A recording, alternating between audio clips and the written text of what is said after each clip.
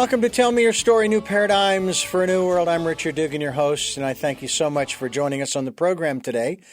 Very interesting program. I think you're going to enjoy this. It really ties into, I think, what we have been promoting for, quite a long time, since September of 2019, because this ties into listening to that still small voice as well.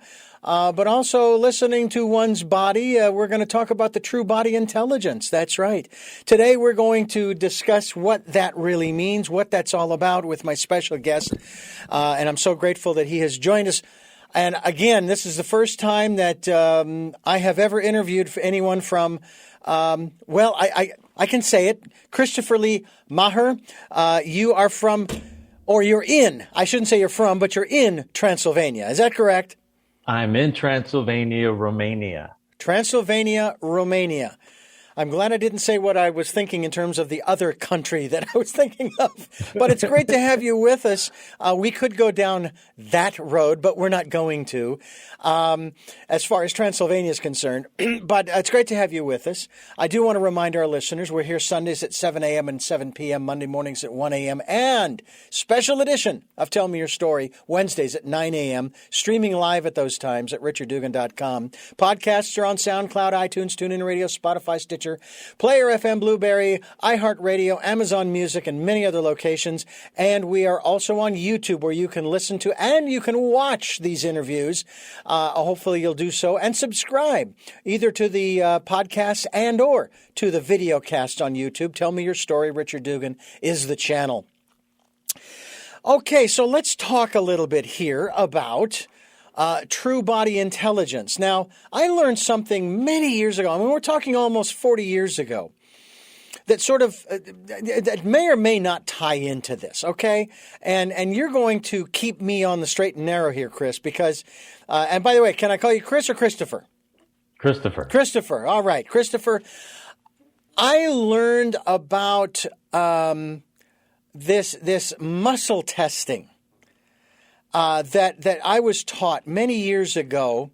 It's kind of like you take this hand and you close up this, and then you take this one and you link them like it links in a chain. Then you say yes and no. And if it's no, they come apart. If it's yes, they stay together. And now I cannot remember the name of the technique, the modality, but I know you're familiar with it. Yes. Yeah. The body doesn't lie to us, and it tells us, it lets us know when there is dis-ease, discomfort. I had a discomfort back in August of 2021. I thought it was indigestion. Most guys, you get a pain in the frontal area, your chest, your abdomen, what have you. Ah, dear, it's just indigestion. Turned out I had a gallbladder that was infected and a gallstone the size of a golf ball. And it just so happens it was around the time of the Olympics, and I joked afterwards that I had won the gold medal in the gallbladder clean and jerk. So the body was telling me something, but also there had to have been symptoms that I wasn't picking up on that could have notified me prior to all of that. Not that I could have really done anything to reduce the gallstone necessarily, or the infection. I don't know, maybe. But at least I would have been forewarned that, oh, you know what? You better go see a doctor, have it checked, and then at least it wouldn't be emergency surgery, because that's what it was. Mm-hmm. Is that what we're talking about when we talk about true body intelligence? The body is intelligent, if you will, and it communicates with us, right? Constantly. I mean, true body constantly. And one of those clues would have been having an intense amount of gas. Okay. Did not. Okay. Yeah. So. But that's one. The gallbladder's job is to do what? Is to concentrate the bile. Right, and then send that concentrated bile down to digest and the fat inside of the protein that you just ate. Mm-hmm. Besides some other things that it's meant to do. So, but true body intelligence is more about getting, I would say, systems that allow you to address whatever's going on for you. So when you look at the average human being, everyone's dealing with some level of stress. Some people have relationship stress. Some people have financial stress. Some people have gallbladder stress.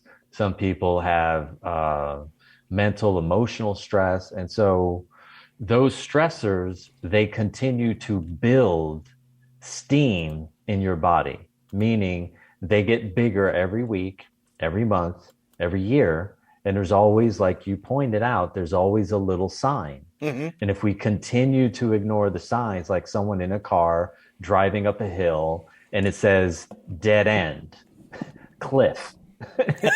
and the person, what do they do? The average human being, they keep on driving because they want to keep doing what they're used to doing because they're used to their routine. And so true body intelligence is about breaking the pattern. And what I mean is every person that's dealing with something that's stressful has to have a successful pattern interrupt. And so what we've put together here at True Body Intelligence are systems that break those patterns and create instantaneous permanent change. Now, you have a very interesting background. You were a Navy SEAL. Yes. Now, I don't know what this means, 1.8% body fat or what have you. I don't know what that has anything to do with as far as my body fat, or I guess it's in that regard. All I know is that I went from I'll put it this way. I went from 200 pounds, and I'm 5. Let's just put it this way. The last time I was measured, I was 5'8". I thought I was 5'9". At some point in my early years, I thought I was 5'11". I have a feeling that was with shoes on. Anyway, and I actually reached 200 pounds. Now, okay. I reached 200 pounds, and it wasn't the weight that was uncomfortable. It was the number. I said, that is not me. I am not 200 pounds, period. And so if I could even get down to 195 or back to 199 even, I would feel more comfortable, because that 2 in front of the 0 is just, I couldn't deal with that.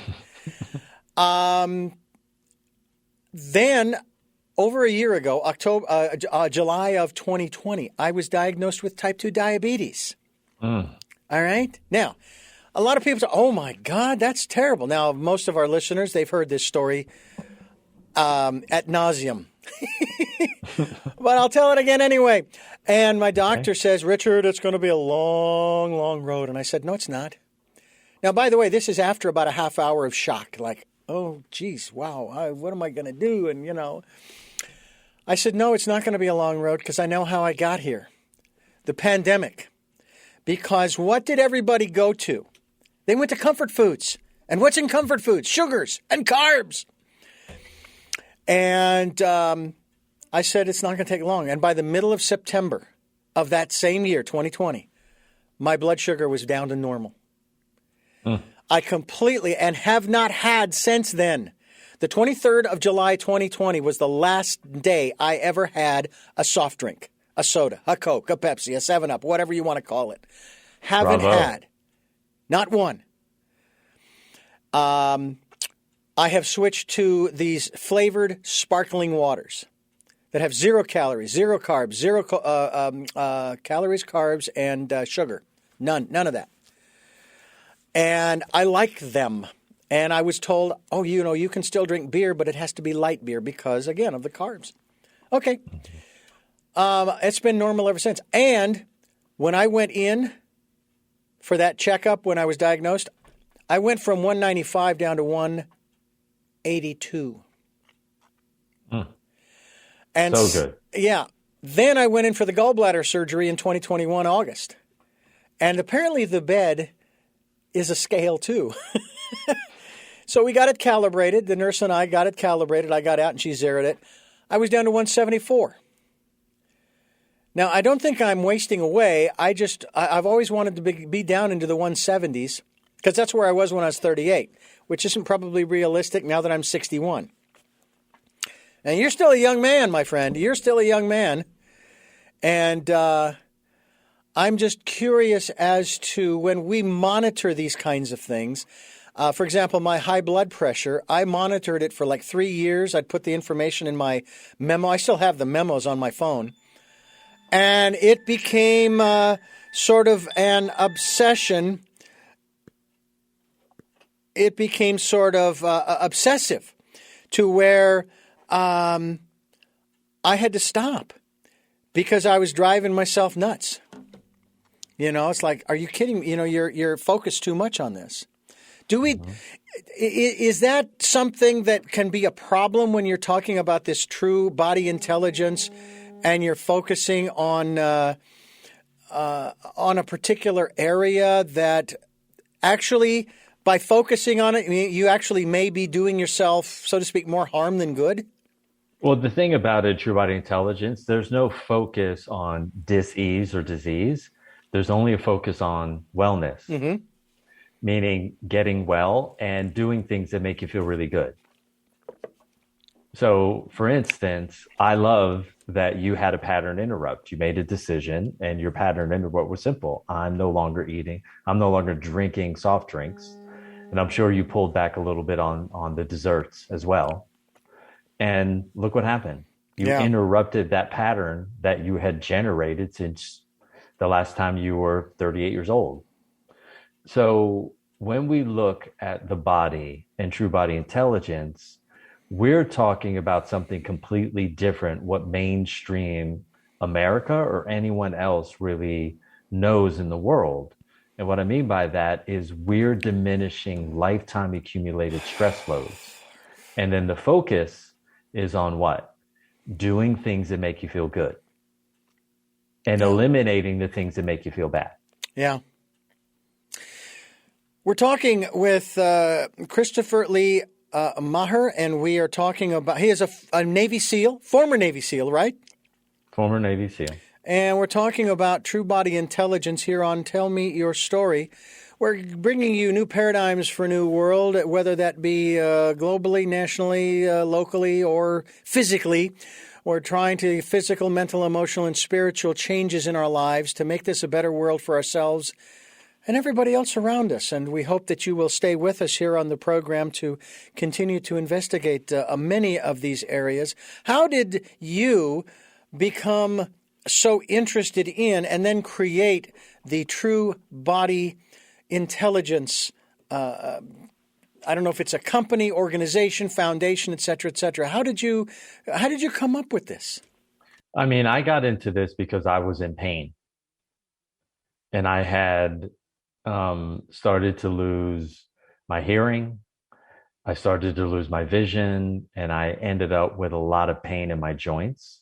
I was always really lean because I was always really active. So I could basically eat and drink whatever I wanted. Now, when you're in pain, and of course, I was the type of person that when you're a Navy SEAL and you're in discomfort, you don't tell anybody because it's sort of like against the code. When you're in SEAL training and you're hurting, one of the instructors simply says, listen, if you can deal with it, don't worry about it.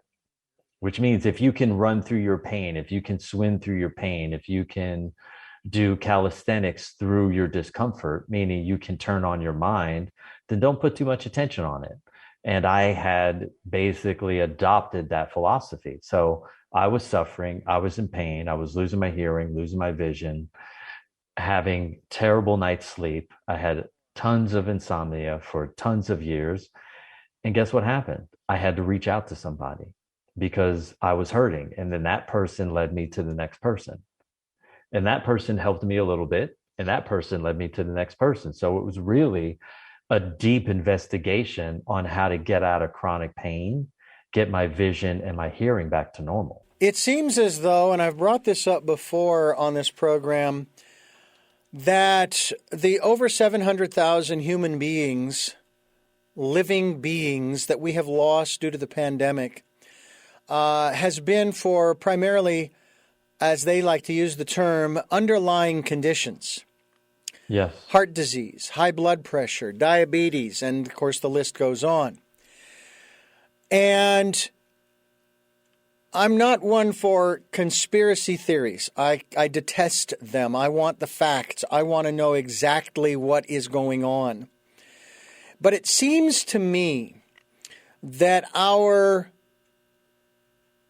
food system, especially in this country, among other things, has been designed over the years to weaken our body's, specifically immune system, to the point where we get these diseases, as I'll phrase them, so that we become susceptible to all of these different bugs that exist in the world, especially something of this nature. Whereas if our immune systems were strengthened, we probably still might feel ill. We still might end up bedridden for a short period of time, but it wouldn't kill us. Or we would stand a better chance because this was the way it was described to me, our military force, internal, our immune system, okay, would be strong enough to fight these things off. Your thoughts on that?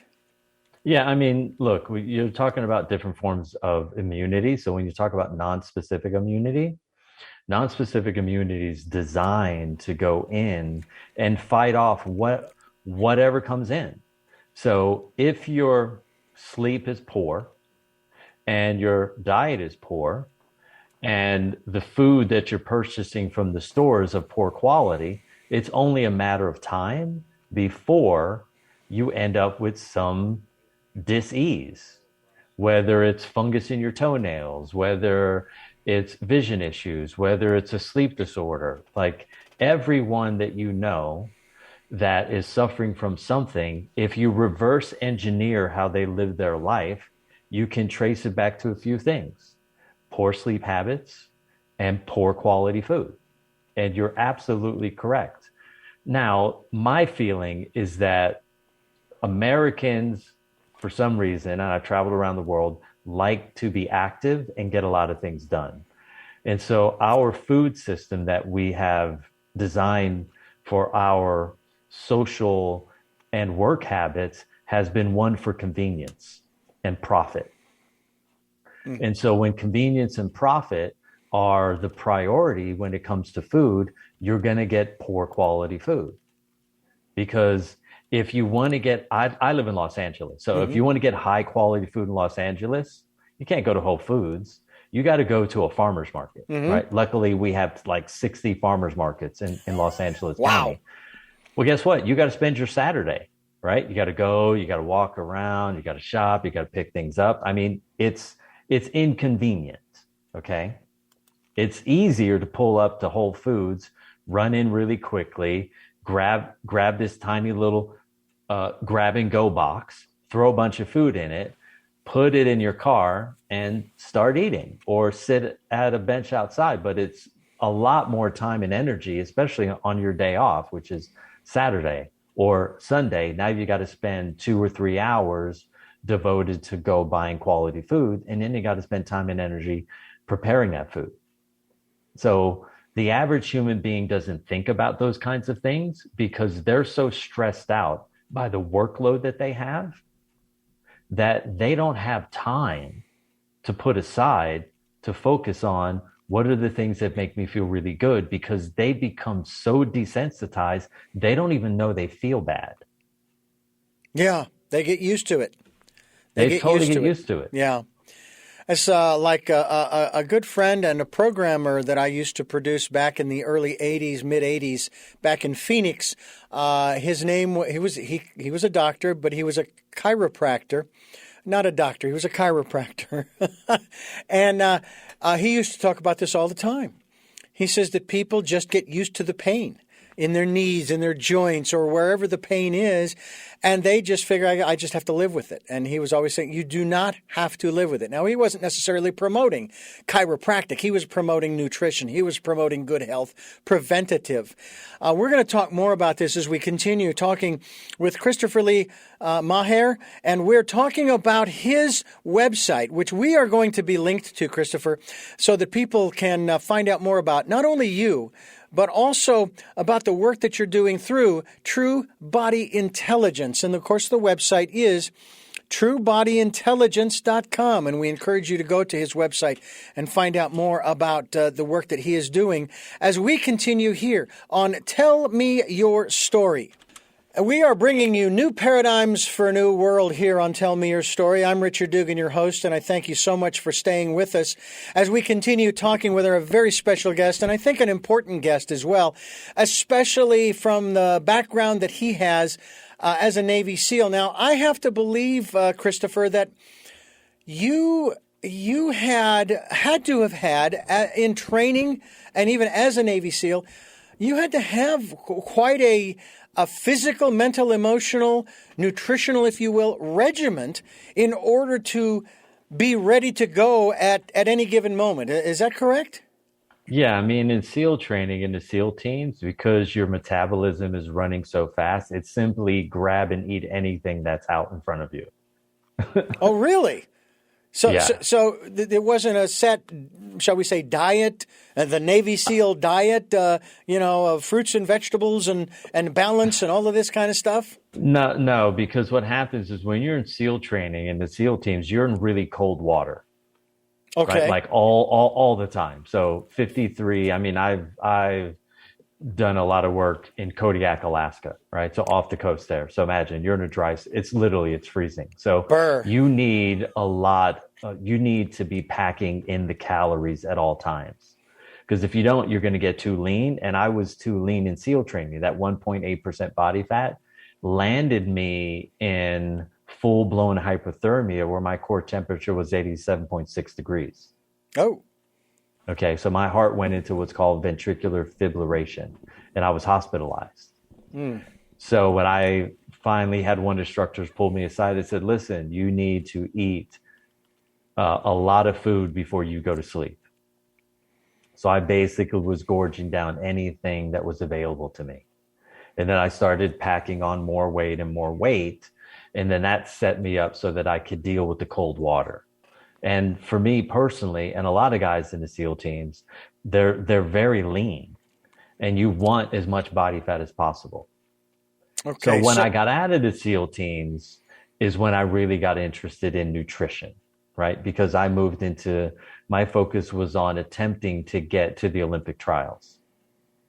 Now, these experiences that you've had, especially with your own health. Now, you started, as you say, putting on the weight, packing away the weight. Where were you weight-wise before you began this program of yours? Okay, not so much the True Body Intelligence program, but as a SEAL, when your instructor told you this, when your commanding officer told you, you gotta fix this. What was your weight before, and then when you finally reached the weight that allowed you to participate in a way that didn't put you at risk? Yeah, I was 130 pounds, and Whoa. then I beefed up to 168 pounds. Well, it doesn't seem like much. How tall are you? I am 5'9" 3/4". Unbelievable. That does not seem like much. What may I ask what your weight is today? My weight is 168 pounds. Okay, so you've maintained that. Yeah. Now, how comfortable or uncomfortable was that for you? Not only when you were told you got to put on some weight, you got to fix this problem, and then of course when you put on that extra 30 plus pounds. It was a lot for me because I wasn't someone who was used to having a lot of food in my stomach. I didn't like having a lot of food in my stomach because it made me feel uncomfortable. And then when I'm eating all this food right before I'm going to bed, and I'm eating an extra meal right before I even go to SEAL training, every single morning, I'm eating 2 extra meals. And, at SEAL training, one of the things that the instructors always make you do is you have to run everywhere. Like you're never walking. Yeah. You run to breakfast. If you got to go to the dentist, you run to the dentist. If you got to go to the bathroom, you run to the bathroom. Like you're always in motion. And so when you have all that extra food in your stomach and your digestion and it's a lot to be running around that way. Wow. Wow. Well, it doesn't sound like something that most of us would feel comfortable doing. I mean, as I shared with you just a little while ago, when I hit 200 pounds, it wasn't so much the weight as much as it was the mental the mental stress that it put on me. That's not my number. That's not my lucky number. Yeah. Did you feel at all that way when you did put on the extra 30 pounds or so? That's really not my number. However, I've got to do this because. Yeah, I mean, I like to be lean and fast, and so that didn't really match up with sort of my personal goals, which is in SEAL training. In the SEAL teams, you have guys that are runners, you got guys that are swimmers, you got guys that are shooters, you got guys that they have a thing that they're really good at, and then the other things are kind of okay and kind of so-so. But my thing was definitely running, and when you add another 30 plus pounds to your body, it slows you down a bit. Mm.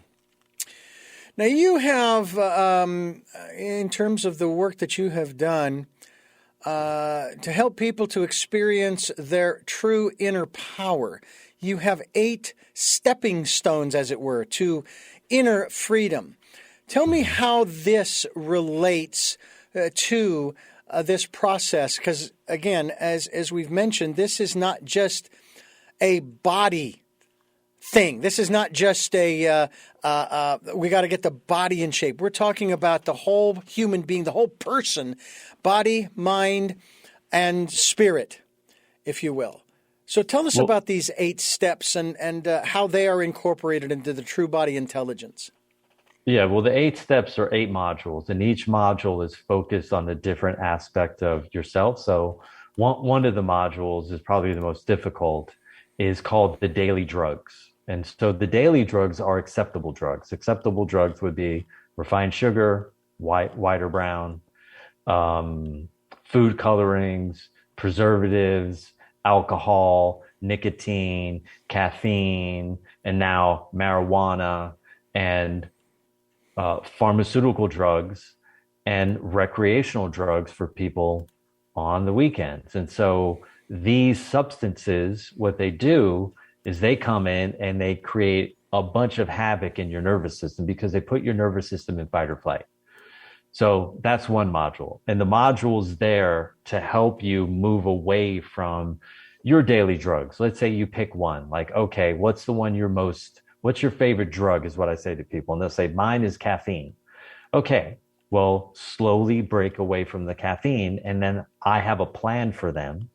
And then the other modules around sleep, sexuality, communication, honesty, all the important things that someone needs to change in order to feel really, really, really good. And so the modules are 45 to 60 minutes long, and then they're followed up with what's called a transmutative meditation, where I teach them how to use your brain to break these patterns so they no longer have control over you anymore.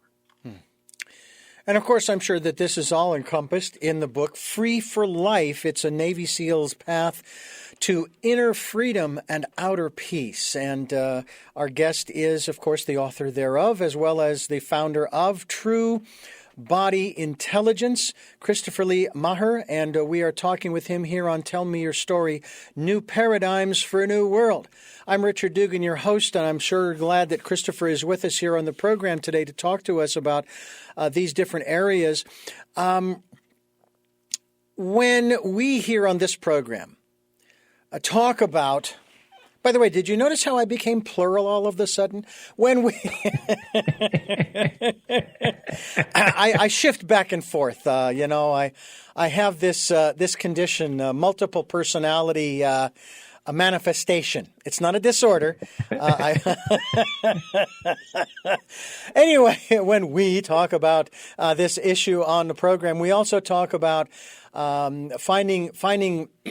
listening to that still small voice. I want to talk a little bit about our inner life, your inner life, and what it has taken for you to develop that. Because most people would probably think that anybody who is involved in the military or in any kind of I can't think exactly how to put it, so I'm just going to leave it at that, military endeavor. And I have to tell you that I have a great deal of respect and appreciation for what you and other people go through when they choose to enlist and become a part of that group, because I love the aspect of brotherhood, of that connection, of that community, of that commitment. You know, Christopher, I've got your six, and we ain't going, if you get hit, we ain't going to leave you behind, kind of thing. God forbid you have to be put into service and put into harm's way. But I love the fact that in the training process, that's something that they reinforce within you. That these aren't just some guys this is your family now. All right. But it's even deeper than your blood family. All right. You may love your brother or your sister or your parents, what have you, but this goes beyond that.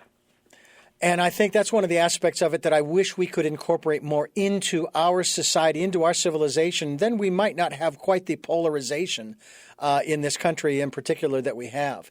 But that aside, most people would not think that you would have much of a spiritual side to you, because all they see is the outer physical manifestation of what it is that you are being trained for or trained to do, trained to learn, and so forth. Can you talk to us a little bit about if in fact there is, because I know they have chaplains, and that's a different story. But tell me about the spiritual aspects, let's just say, of being a Navy SEAL. I think the spiritual aspect for me and a lot of guys in the teams is when you're there, you understand right and wrong. For me, spirituality is about your ethics, your morals, your values, and your principles, and your integrity, and how willing you are to honor those when it's easy not to. Okay, sometimes you have to lean on meditation. Sometimes you got to lean on discipline. Sometimes you have to lean on an open mind. Other times you have to be willing to use a critical mind to look at yourself objectively. Sometimes you have to seek peace from within. Just get away, clear your mind, and get back to your center. And so a lot of guys use different things. I mean, for me, my spirituality when I was in the SEAL teams was prayer. Mm-hmm. Or on my weekends when I was away from SEAL training, I would go for a run. Or when I was in the SEAL teams and we were deployed and we got finished our work day, I would go for a run. I would go play basketball. I would go to the chapel. I would meditate. I would do whatever I needed to do that felt good to me. If I started to get a little bit too stressed or too full of myself. And, the guys in the SEAL teams, they make sure you never get too full of yourself. Yeah. Now, do they, that's not referred to as, it's not referred to as hazing necessarily, but it is a way to sort of keep you in check so that you don't go off on your own. Because one of the things that I've said, and I've observed from the outside, bear in mind, I'm on the outside here, is that being a SEAL is not a democratic system. You do not get to choose, nor do you get to exercise your constitutional right of individualism within the structure of the military, because if you did, nothing would get done. because each guy is going, or gal is going to go off and do their own thing, thinking they know better, right? Yeah, well, the good thing about the military, you're absolutely correct. The good thing about military is they have rank. Yeah. And so rank is based on your skill level and how well you can operate, plus the amount of time you have in service. And so that kind of helps keep guys in check, especially in the SEAL teams, because when you get into your first platoon, the guys make it really obvious to you. My LPO came up to me and he said, "Look, you're an FNG, and while you're in this platoon, which means you're an F and new guy, I hope I never hear your mouth." Which meant you're an F and new guy. You're here to learn how to be an operator. Shut up and listen and pay attention. And that for me was a shock, because I was thinking, I went to a boarding school growing up, and there were 16 guys in my student home. There were 16 guys in a SEAL team platoon. I thought I was going to go in. It was going to be buddy. But the LPO and the chief kind of let me know right away, you don't know anything. You need to pay attention to everything. And I thought, okay, I got the message. Mm-hmm. But there are still some individuals who do and, go in, and it takes a while for them to get the message, doesn't it? Yeah, well, not in the SEAL team. No. Okay. Because they are going to take it to you. There's not going to be any holding back. And guys are looking for a reason to put you in check. Okay. Now, so, and that's something that they have to be trained to do too. They have to be trained that, look, this is the way you're going to treat the FNGs. All right. Yeah. Because we have to have discipline. They have to know that the orders that you give, they have to follow, and so forth.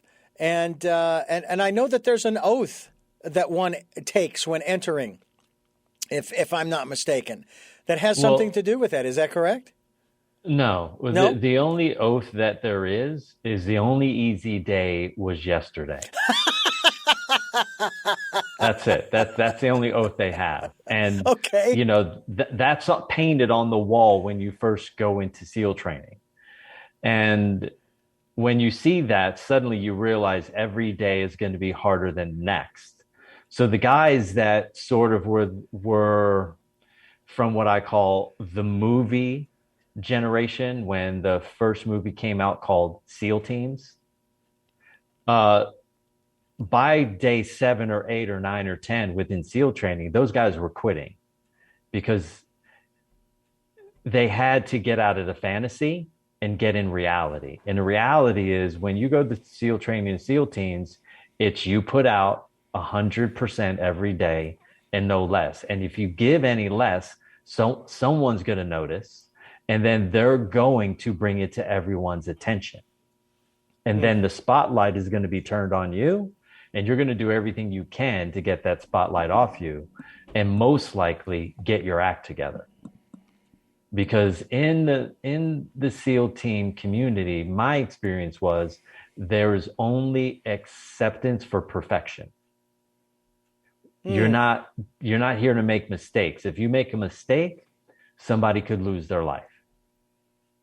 Let me ask you about your decision and level of commitment. Now, obviously, you entered the military, but not necessarily as a SEAL. There was a starting point. What was your starting point? Yeah, my starting point was I walked downstairs, and my brother had a biannual magazine about SEAL training. I read it, and I went to the recruiters 3 days later because that was the thing that I wanted. The picture, there's guys running down the beach. They've got telephone poles, and they had all these interesting pictures with guys skydiving and shooting. And I thought, okay, I'm going to get challenged physically. I'm going to get challenged mentally. I'm going to get challenged emotionally. I'm definitely going to get challenged spiritually. That's the place that I think can push me to my edge. Mm-hmm. And that's what I wanted. That's what you wanted. Yeah. Was it about serving, or was it more about personal growth, if you will? For me, it was both. Okay. Yeah, it was definitely both. Interesting. And I know a lot of people, they join for a lot of different reasons. So you can actually, because I always thought it was another step becoming a Navy SEAL. You had to join the Navy and start out, I don't know what the first rank is as a sailor, what have you. And then you worked your way up, and you could then choose to go into the Navy SEALs. Is actually an area you can choose to go in from the get-go? Well, when I was when I first went, there was a thing called the Dive Fair program, and you could go basically to boot camp, to your A school, and straight to SEAL training. My recruiter failed to tell me about that program, and I went to boot camp. Then I went to my school, and I went to a ship called the USS Fulton in New London, Connecticut, which I was not happy about at all. I mean, at all. Because I only went into the military for one reason. That was to become a U.S. Navy SEAL. Well, I tell you, to me, it's fascinating to talk with folks such as yourself who make this kind of a commitment and who realize, it sounds to me like you did from the very beginning, what you were getting yourself into. Because I know that a lot of people, they'll get into it and realize, oh, this is not what I thought it was. I thought I'd be traveling the world, and it was some kind of a cruise or something. And that is not what it's about. But as I said, I have a great deal of respect and appreciation for the things that you have learned, as well as the bonding, if you will, the commitment to that family that you became a part of, that you chose to become a part of. They say that you can, you can't pick your relatives, but you can pick your family, and that's really what you did. Are you still in contact with the members of your platoon? The members of my platoon. The challenge is when you get out of the SEAL teams, and I got out. This is 1997, so. When you separate from that community, and I decided to go to school and study, your buddies are, how do we say this? They're now in a new platoon, and now they're going to a different place, right? They may go to a different SEAL team, and guys splinter apart, and they go in different directions. I kept in touch with a handful of guys, and then as I continued to grow into my own pathway, I lose more and more touch with that aspect of my old life. Well, I'm glad that you are in touch with us here on Tell Me Your Story. I think that these are the kinds of stories people need to hear about in terms of not only the life that you chose through the Navy SEALs, but also the life that you have chosen up to this day with TrueBodyIntelligence.com, True Body Intelligence, and also the book that you have written. And I think that I think it's really, really important for people to be aware that if you're going to live your life, and I'd love for you to talk about this in just a moment, but if you're going to live your life, then live it. Do something with it. Free for Life is the title of the book. It's a Navy SEAL's path to inner freedom and outer peace. And we are talking with the author, Christopher Lee Maher, and he is the author of this book, as well as the founder of True Body Intelligence. As we continue here on Tell Me Your Story, I'm Richard Dugan, your host, and we're very grateful to have our guest with us here on the program. By the way, Christopher, if I haven't mentioned it already, we are going to be linked to your website so people can get more information about the work that you are doing, as well as get a copy of your book, which I'm sure is available on Amazon and all of the traditional outlets that are out there. It's easy to find. Just put in Free for Life and go from there, or click on the link that we have through the SoundCloud app. When you're listening to the interview, you can click on his name and boom, it's going to take you right to his website. Let's talk a little bit more about this inner life, if you will. How were you raised spiritually? I was raised initially Catholic. And then I went to a boarding school for 10 years, and it was non-denominational. And I was in the chorus, in the choir,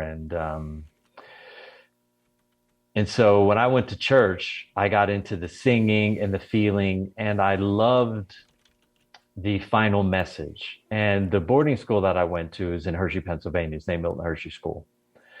And they always had some very interesting person around the world come in every Sunday and give us a powerful message. And I sat there for 10 years, maybe 47 Sundays out of every year, and I listened to a powerful message. So we're talking 470 to 500 insanely powerful messages from really interesting, highly developed humans that went through something in their life and found some value and found a really deep connection with spirit. And they wanted to inspire and share something personal. And today, your inner life is more focused because you're not in the midst of that experience, if you will, of being a Navy SEAL. Are there certain aspects of that you absolutely wish you could go back to, and not so much re-experience, but continue to experience that really, shall we say, fed your soul? Yeah, I mean, the camaraderie for me was sort of like the one that I had when I went to boarding school. As I said earlier, we had 16 guys in a student home. We had 16 guys in a SEAL team platoon. And in a SEAL team platoon, you basically have 4 officers. And in every student home I was in boarding school, we had 4 officers. So there was a lot of crossover. I miss that, but what I've done instead is I've decided to spend my time and my energy and all of my efforts building another family of people that have like minds and are focused in the same direction. Right? They're into growing themselves mentally, emotionally, physically, and spiritually. Diet is important to them. Being of service is important to them. And now I've grown a whole new family. And the difference is there's never anyone in my life attempting to cut me down. So when I was in boarding school and the SEAL teams, that part of it is kind of rough and harsh, right? Somebody's always teasing and poking at you and teasing and poking at you. And now I really don't participate that way. Well, I have to say that I went to public school. I was also born and raised a Catholic. And I still remember first grade. The nuns were so supportive. I must tell you, they were just wonderful people. I would get chased across the field, and they were, let's just put it this way, they didn't show me a whole lot of kindness, which I was kind of surprised at, even in the first grade. I had the same experience. Yeah, but I learned from that, and I grew from it, of course. I went to public school in the second grade and went through all of that. And I was very fortunate, and I don't know about you, but I still have a great love for the church because I love the ritual, the tradition, the ceremony. Talk to me a little bit about that aspect of your life today, especially in the context of what rituals, ceremonies, and or traditions that you participated in, even as a Navy SEAL. I know there have to be some. I mean, our rituals and ceremony is a ceremony. When I was in the SEAL teams, was celebration for a job well done and hard work. When guys put in good, solid effort and they're serving powerfully to their country, they get an opportunity to maybe save a life. And whenever somebody did something really outstanding, the entire SEAL team got together and the captain of that SEAL team would present them with an award or a chit, something that said, hey, this guy's he's on our team. He's with us and he's doing profound work. and you get celebrated that way. And the beautiful thing about that is guys in the SEAL teams, they have respect for you. And respect is everything in the SEAL teams. I mean, it's everything. And if you don't have that, your experience in the teams is not so great. Yeah. Yeah. Is that respect something that you have to work really hard to achieve from the others? It's not something that's just, yeah, you're in the SEALs and we're in training together, so yeah, I respect you because you're here. No. You have to earn the respect in the SEAL team. So if it's called being a good operator, right? A guy that's reliable, he's on time, he shoots well. If he's tasked with a job, he gets it done to absolute perfection. There's no excuses. There's just no nonsense. Like, it's totally unacceptable in the SEAL teams. You're always under the pressure of getting the job done right. Yeah. Because guys know what's at risk. What's at risk is our lives. Yeah. We have a job that's unique in the sense that everything we do, if you make a mistake, you can die. Yeah. Like literally everything. Yeah. Now, if I may ask this last question regarding your SEAL experience, did you and your platoon seek combat? Seek combat? No, no. Did you see combat? Were you put into harm's way by your superiors? Put into harm's way? Well, I mean, we were put into harm's way a lot, but in terms of how do we say this? This is the easy way to say it. When I was in the teams, we were in what you would call peacetime. Okay. So harm's way would be, how do we say it? There was no Afghanistan wasn't kicked up. All those kinds of things weren't going on. There were other things going on in the world, but I wasn't participating in those. Okay. I just was curious in that regard.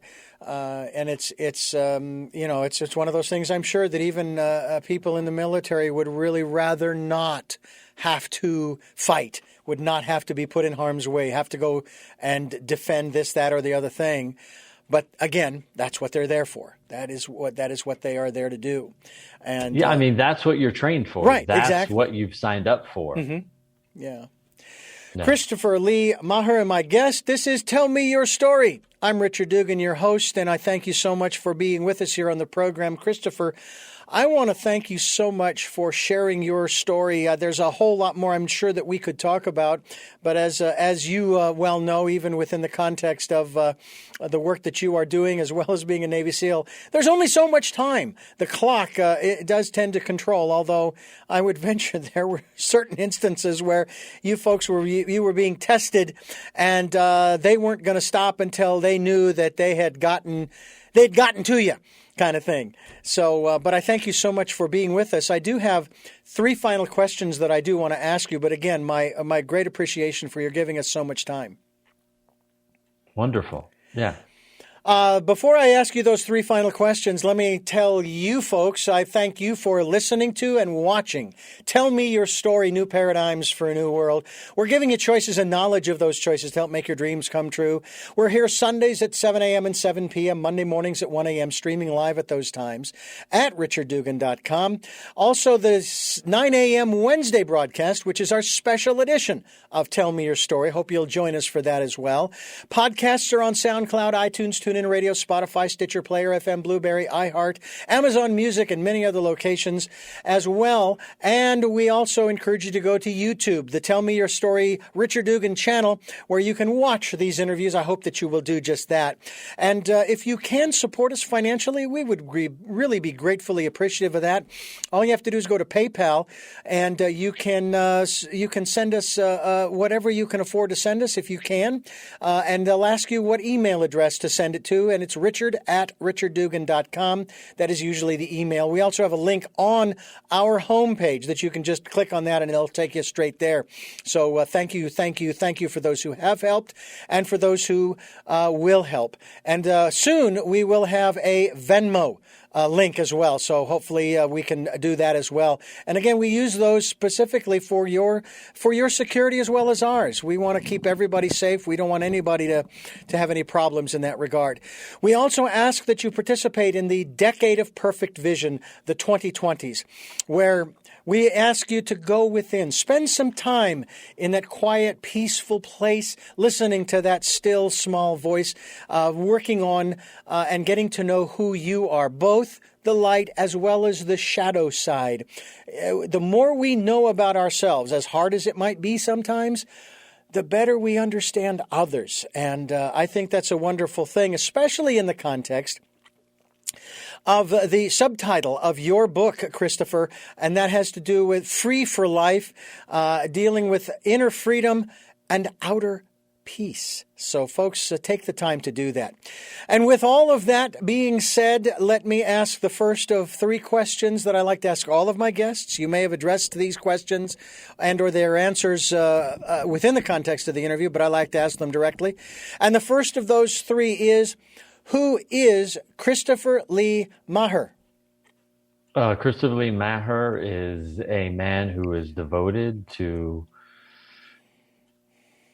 growing beyond his limitations, investigating, curious, and will look under every stone possible so that I can share whatever I learn to everyone that I know. What is it that you hope to or want to achieve through the work that you are doing now? To reduce the lifetime accumulated stress load on the planet and to motivate, 8,000 practitioners to go out there and leave a legacy of peace and happiness and joy. I love it. And finally, what is your life's purpose? Oh, to love and be loved, to be kind and receive kindness. Well, we thank you again for joining us, and we really do appreciate your story. I hope people will go to truebodyintelligence.com, find out more. We'll be linked to his website, folks, so please take a moment and go to his website and see the work that he's doing. Pick up a copy of his book as well, and we certainly hope that you will do just that. Pick up a copy of Free for Life. It is a Navy SEAL's path to inner freedom and outer peace. And I thank you for listening to and watching Tell Me Your Story, New Paradigms for a New World, where we're giving you choices and knowledge of those choices to help make your dreams come true. Until our next broadcast, podcast, videocast, love to Lal.